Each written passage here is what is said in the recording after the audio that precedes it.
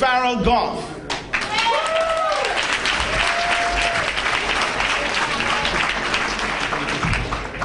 Good night, good night, good night. You know, sitting here, the only thing I thought about, I feel sorry for the people in TV land and radio land, because they can't feel the energy. The energy in this room tonight, it is incredible. Incredible, I'm sure they are. But you know, I think people have spoken about the courage of Mr. McCartney, the courage of the candidates. But you know, let me thank and congratulate the courage of each and every one of you out there, because you stepped out. You stepped against the status quo. You said enough is enough. You wanted more. You know that the Bahamas could be more, and you had the courage to step out. I thank you for that. And you know, Mr. McCartney, they said the DNA was supposed to be dead on arrival day. I don't see that. I don't see nothing there but this. The team keep growing. And we had them scared from the first 9 come out. Now it's 25. I know what they're doing now. I want to share a quote with you, but before I do, let me give you a little bit of history on it. Singapore, small country, 5 million people. I think it's on a small island nation, southeast part of Asia. No natural resources as we know resources: oil, diamonds, gold, silver, none of that. 30 years ago, it was considered one of the most corrupt and unfriendly countries in the region. 30 years ago. Now, Singapore is considered one of the most successful economically and socially countries on earth. Not the region, but on earth in 30 years. Unbelievable the amount of time. That's a very short period of time for a country to turn itself around like that. Singapore. So, of course, I like research. So I want to know how. How did Singapore become so successful? Let me share a quote with you. Excellent leadership, which comprised of foresight into the future of at least 20 years ahead, combined with the diligence and willingness of the people to move forward together. Let me read that again.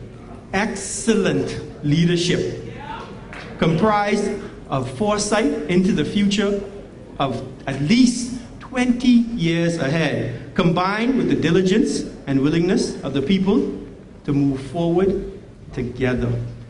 Now, we find ourselves in a very peculiar position in history, and that's why a lot of you are in this room right now. That's why a lot of us are up here right now. We're at a pivotal point, at a very pivotal point right now. How do we get here? You ever wonder that? It's, you know, we're moving around in circles, we're moving backwards, we're running into each other. There's a lot of anger, a lot of bitterness. And I'll tell you why. It's because we lack a collective vision. We have no idea where we're going as a country. Zero. I could ask any one of you right now and you have no answer for me. I don't have an answer. Well, we have one now. But we didn't have one. And that was the problem. And I know some of you have personal vision and business vision, but that can only take you so far. We have to cohabitate this country together, or 300,000, some of us. And without a collective vision, we can go crazy, we can go wild, and more than likely we're gonna go backwards. And that's where we find ourselves in right now. And the DNA, it has a vision, very simple, very clear vision. I'll share it with you. The vision of the Democratic National Alliance is to transform the Commonwealth of the Bahamas into a nation where Bahamian people will be esteemed as the most precious resource. I don't feel esteemed. As it stands right now, I do not feel esteemed. I don't know if you feel esteemed.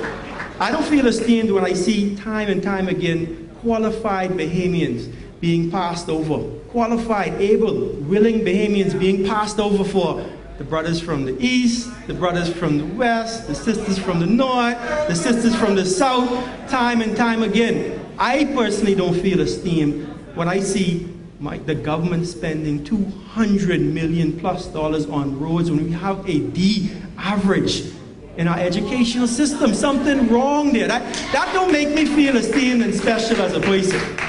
Let me continue. Esteemed is the most precious resource above all natural and material resources, and the nurturing of our intellectual and creative brilliance. nurturing of our intellectual and creative brilliance. How you think Singapore do it so fast? With no natural resources. You know what they did? You know what the bulk of their investment was? In the people. Non-stop. To this day, that's what they did. They put the bulk of their money into the people. What they did, the Singaporean individual right now is more valuable than any other resource in the world. Imagine that. Imagine the Bahamian individual being more valuable than anything else on the entire international scene. It's not impossible. It is not impossible. Creative brilliance would help us become a genuinely democratic, economically prosperous, and socially mobile 21st century. Now, like I said, it's not impossible. What you saw tonight, this entire presentation, nothing here was we're waiting for the pot of gold at the end of the rainbow or waiting for a miracle. All these were things that can happen now. Things, we have the ingredients. We have what it takes. But what it's going to take more than us is the willingness to make the right decision when the time comes. That is key. We have to make the right decision when the time comes. Now, the quote said, excellent leadership. When I look up here at my fellow candidates, our party leader, I see now excellent leaders. Excellent leaders. But more than that, I see excellent potential leaders ready to govern this country in the right direction and carry out the vision. That is, McCartney spoke about the vision, that is paramount, carrying out the vision. And we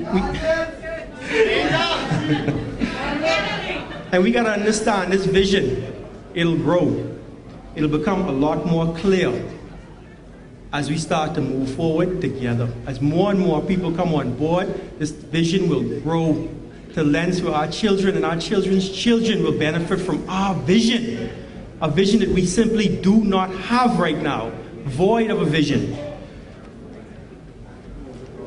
And now, in terms of the ingredients, the leaders are here, the vision is here.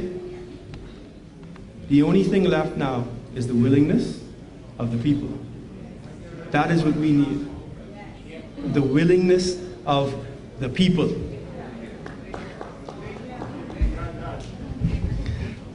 And regardless of how much the DNA tries, we cannot become the next government of the Bahamas without you. Simple as that. I don't care how hard we work. We simply cannot do it. And to be honest, I know all of you already. I know you. I can see you all with it.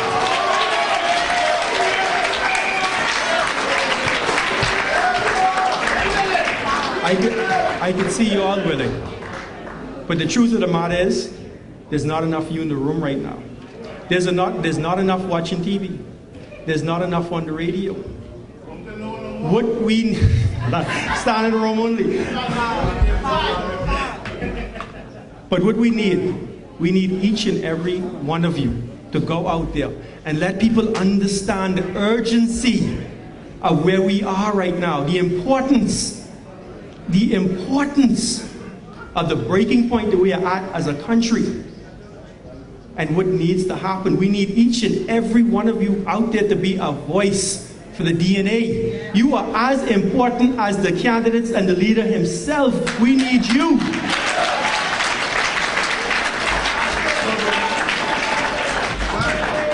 I don't know about you, but I know I can't take another 5 years. I simply can't take another 5 years. Cannot do it. And quite frankly, I don't think our country, our nation could take another 5 years. So we need you to get out there. We need you to pass the word around. We need you to get registered. We need you to get registered. We need you to spread the word and go green. Thank you so much.